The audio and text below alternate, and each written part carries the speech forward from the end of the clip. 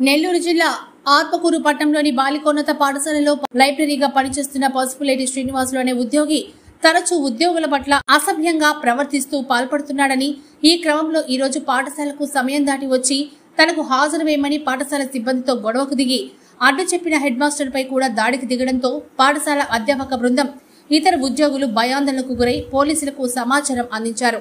ఇతని ప్రవర్తనపై గతంలో కూడా 2 సార్లు పోలీసులకు సమాచారం ఇచ్చి పోలీసులు మందలిచ్చినా కూడా ఇతని ప్రవర్తనలో మార్పు రాలేదని, ఇతని ప్రవర్తన ఉన్మాదిలాగా ఉందని, తరచూ మత్తు పదార్థాలు సేవించి అదే మత్తులో పాఠశాలకు వచ్చి సిబ్బంది పట్ల విద్యార్థుల పట్ల అసభ్యంగా ప్రవర్తిస్తున్నాడని, ఇతని కారణంగానే పాఠశాల ఉపాధ్యాయులు మరియు విద్యార్థులు కూడా ప్రతిరోజు భయంగా గడుపుతున్నామని పాఠశాల ప్రధానోపాధ్యాయురాలు ఇతర ఉపాధ్యాయులు తెలిపారు.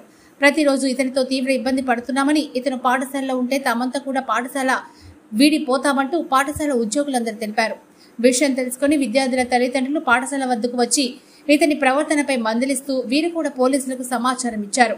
పాఠశాల సిబ్బంది స్థానికుల సమాచారంతో హైస్కూల్ వద్దకు పోలీసులు వచ్చి ఇతన్ని అదుపులోకి తీసుకుని పోలీస్ స్టేషన్ కు తరలించారు. జరిగిన విషయంపై ఉపాధ్యాయులు మీడియాకు తెలిపారు.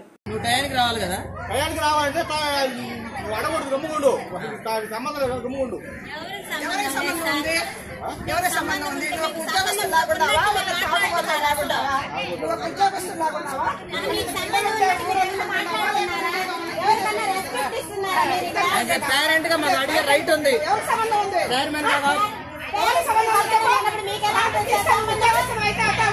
సంవత్సరాలు నీలాంటి వాళ్ళని ఎవరిని ఇక్కడ చూడలా, నీకు ఇష్టం లేకపోతే మనసు మానుకొని ఇంట్లో కూర్చో, తాగు, రోడ్డు మీద పట్టుకో. నేను అడిగేవాడు ఎవడున్నాడు?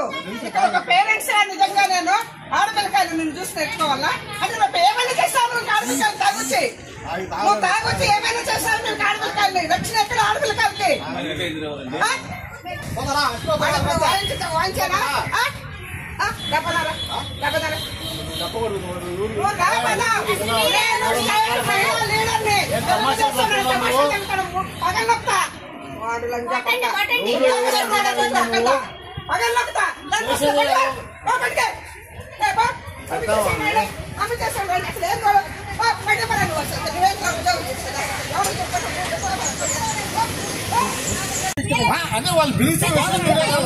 లోపలే బాగా మీరు వాళ్ళు చెప్పారు మొత్తం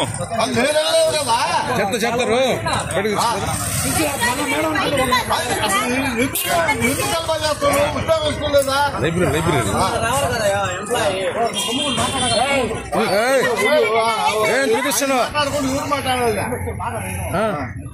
వాళ్ళని బెదిరిస్తున్నావు, హెచ్ఎంని కొట్టడానికి పోయిందంట.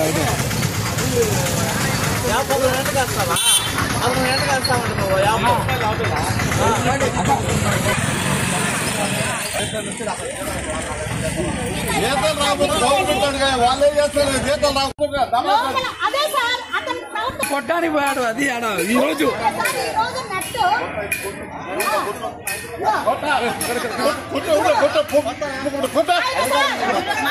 అధికారులు కూడా కేవలం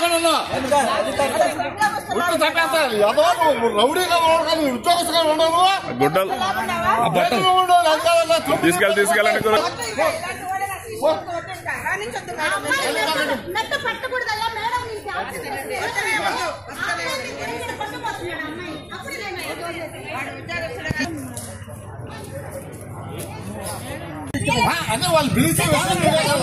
లోపలే బాగా మీరు వాళ్ళు చెప్పారు మొత్తం చెప్తారు.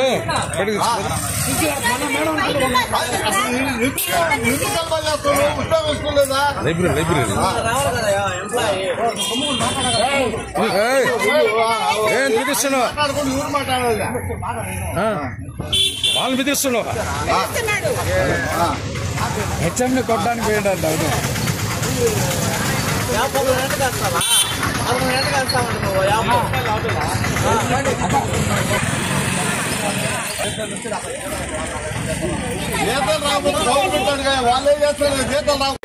పట్టాడు ఏది చేయకుండా ఆయన స్కూల్కి వస్తుంటే నేను ఆయనకి ఎన్ని సీఎల్ ఉన్నాయి అప్పుడు వరకు నేను దాన్ని కొనసాగించవచ్చు. ఆయన వచ్చినా రాకపోయినా అవన్నీ వేసేసి అయిపోయింది. ఏప్రిల్ నుంచి నేను అతను రాని రోజుల్లో యాబ్సెంట్, ఉదయం రాకపోతే ఉదయం యాబ్సెంట్, మధ్యాహ్నం వస్తే టైంకి వస్తే సంతకం చేస్తారు. ఈ విధంగా జరుగుతుంది. కానీ కావాలని వచ్చి 10-11 గంటలకు వచ్చి రోజు మాకు నేను సంతకం చేయాలా? ఎవరికి చెప్పాలా? ఎవరికి చెప్పుకుంటావు? ఎవరికి చెప్పుకుంటాను? చెప్పు. నేను చేయాలి.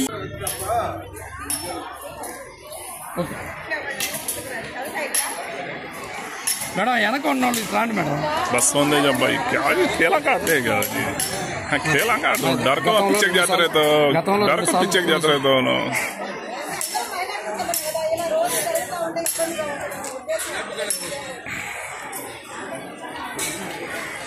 సార్ మీరు పక్కన నిలబడండి సార్. అతనికి సెలవులన్నీ అయిపోయిన తర్వాత నేను యాబ్సెంట్ చేస్తున్నాను. అతను ఏ రోజు రాకపోయినా ఆ రోజు యాబ్సెంట్. కరెక్ట్గా టైంకి వచ్చిన రోజు సంతకం పెట్టిస్తున్నాను. రాని రోజల్లా అతను వచ్చి నేను నా ఇష్టం వచ్చినట్టు వస్తాను, ఏం చేసుకుంటారో చేసుకోండి, సీఓకి చెప్పిన డిఓ కాదు కలెక్టర్ కూడా చెప్పుకోండి, నాకే నేను భయపడిన నేను ఉద్యోగస్తుని అని అంటున్నాడు. నాకు ఇక్కడ సమస్య అంతా ఏంటంటే అమ్మాయిలు ఇబ్బందికరమైన పరిస్థితులు నాకు కలగకూడదు. ఇట్లా అబ్బాయి ఎక్కడ పడితే అక్కడ పాటలు పెట్టుకొని యమగోళ లాంటి సినిమాల పాటలు, ఇంకేదేదో పాటలు పెట్టుకొని ఐటమ్ సాంగ్ పాటలు ఇవన్నీ పెట్టుకొని వింటుంటాడు. పిల్లలందరూ ఆయన చూస్తా పోతుంటారు. అది నాకు చాలా ఇబ్బందికరంగా ఉంది. ఇట్లాంటి చెయ్యొద్దు అని చెప్తే ఇతరు మమ్మల్ని మన మీద తిరగబడుతున్నాడు. ఆయన library assistant Pasupuleti Srinivasulu library assistant. ఇతని నుంచి మరీ మాకు మార్చి నెల నుంచి బాగా ఎక్కువ ఇబ్బందిగా ఉంది. అతని ప్రవర్తనలో కూడా మార్పు వచ్చింది. తాగొస్తున్నాడా లేకపోతే ఏదన్నా ఇంకేదన్నా మాదక ద్రవ్యాలు ఏమన్నా సేవించి వస్తున్నాడా మాకు అర్థం కావట్లేదు. ఎప్పుడు తూలుతున్నట్టు అట్లా నడవడము, పిల్లలందరి మధ్యలోకి వెళ్ళడం నాకు కొంచెం ఇబ్బందిగా ఉంది. ఆ ఇబ్బందిని బట్టి నేను సీఈఓ గారికి రిపోర్ట్ కూడా చేస్తున్నాం. వాళ్ళు ఏ నిర్ణయం తీసుకోలేదనే మేము ఇప్పుడు ప్రతిరోజు ఏదో ఒక ఇష్యూ జరగాల. అతను బడికి వస్తే ఇష్యూ, బడికి రాకపోతే మేము ఆబ్సెంట్ చేసుకుంటాం. అది నాకు ఇబ్బందికరంగా ఉంది.